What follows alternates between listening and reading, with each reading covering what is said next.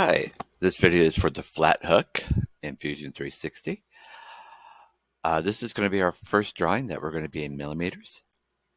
So make sure in Fusion, under document settings, that your units are selected in millimeters. Make sure that you also pause this video anytime that you need to. Alright, so the first thing we do is create a sketch and we select our plane. Now with this one, as you see with the drawing here, we have a lot of circles, and the main one's this one right here. So I want to make sure that I'm going to use this point as the origin. Okay, so I'm going to draw this nice big drawing circle here first. Let me zoom in a little bit. Okay, and we notice that with this big circle, we have a radius of 30. But when we're drawing, it has to be in diameter, so we just double it. So I'm going to select the center here, bring it out, and it's going to be 60. Okay. So that's the circle right here. Oh, I'm sorry, it's 130, so double it. Double click that one till it's 260. That's much better. Okay. Then we have another circle up here on top. It has a radius of 50. We're going to double it. So I'm going to bring it straight up from the center here. I'm going to click, and it's going to be 100. We want to make sure the two center points are aligned with each other, because you can see right here, the two center points are aligned. So I'm going to use my horizontal vertical constraint. I hit the center point of this circle and center point of this circle. Okay, you notice how that popped over. Okay. We have another dimension that is how the height, the distance between the two centers, which is 180. So I go to the dimension, click this point, the center of two circles, bring it straight over, and it's 180.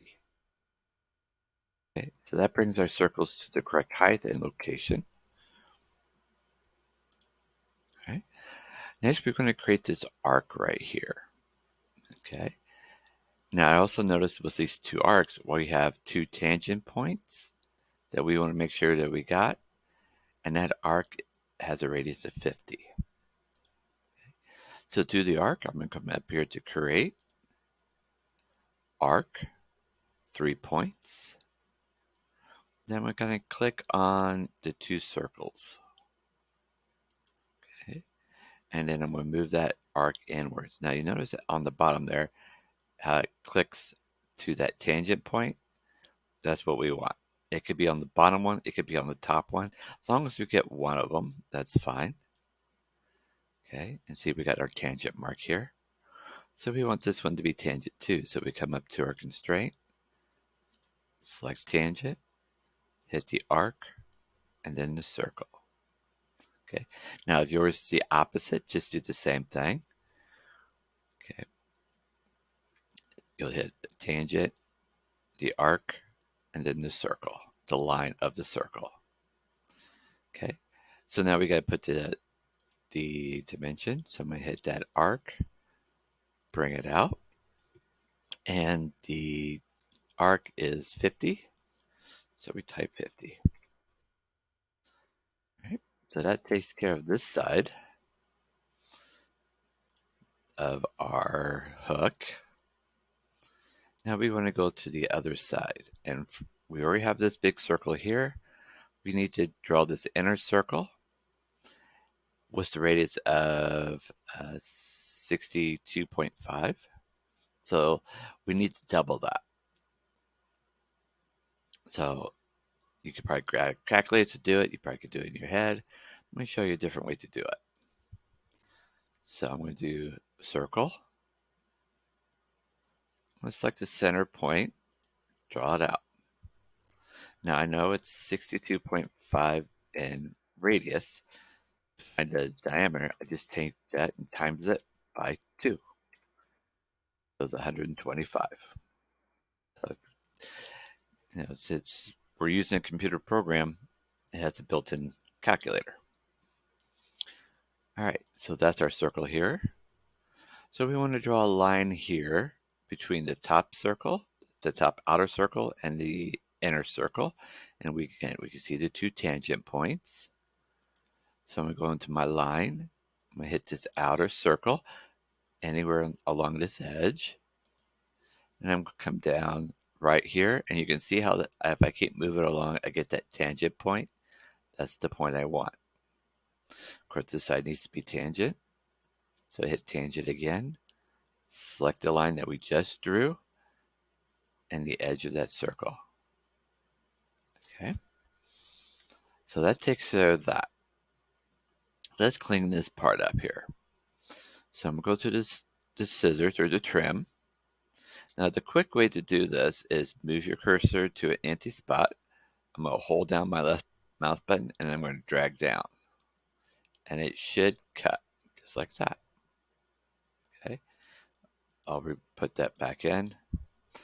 Another way to do it is just click on each individual line until everything disappears.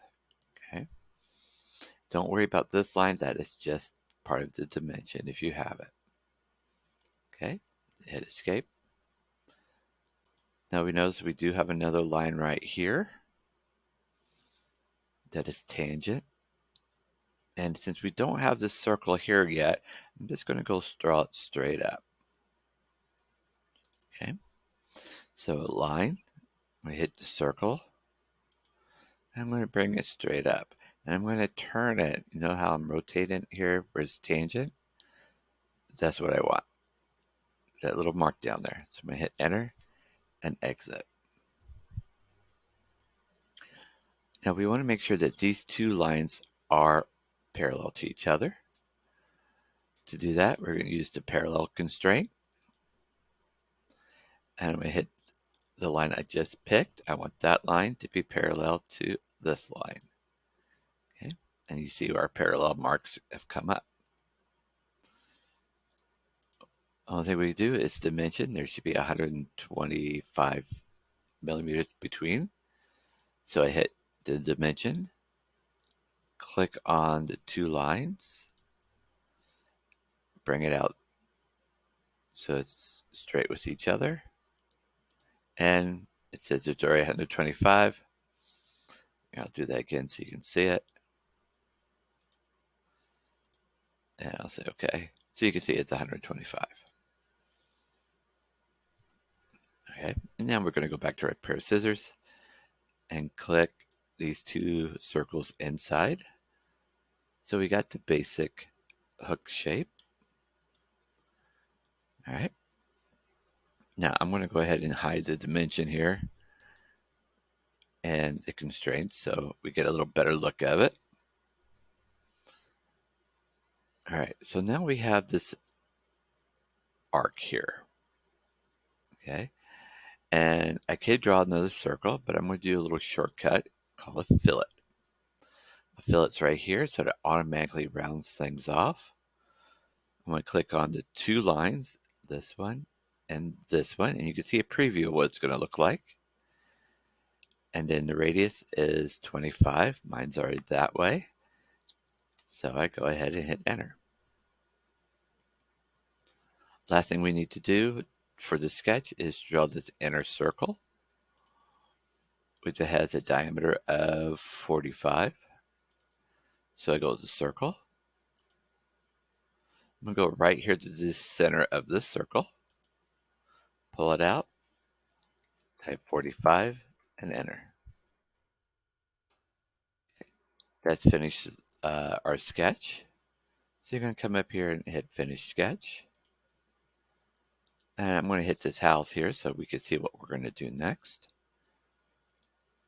Okay, according to the print, we extruded out 25 millimeters.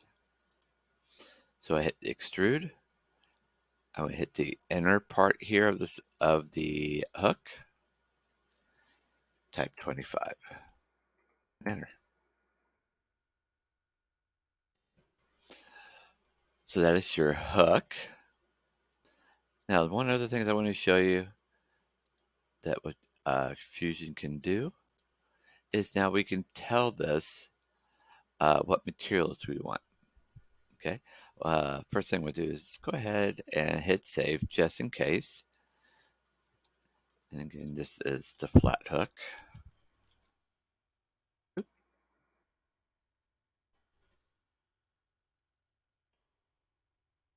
keep doing it wrong. There we go. Okay, I should put in the administrative project. Now we can make this any material you want. To do that, come over here to the top where it says flat hook, right click, and you can go physical appearance or physical material or appearance. I'm going to go physical here. And you got this box that comes up. Okay. And down here under Fusion Library, you have all these different materials that you can use. Let's say hooks are usually made out of metal, so I'm going to click Open Metal. And I can pick any metal that I want. There's a lot of them. They're put in alphabetical order. Okay. So let's say, just say we're going to make this hook out of gold. So I grab gold, place it over, click, and now your hook is gold. Okay. So once you find your material that you like, that's fine. Again, I'm just going to save it again. And this is complete. Okay. So you save and then turn it in as we've been doing normal. File, view details on web. Again, make sure it's important that you save before you do this. Then you can hit share, copy, and post that in, add a link in the Google Classroom. Okay. If you have any questions, let me know, and see you next time.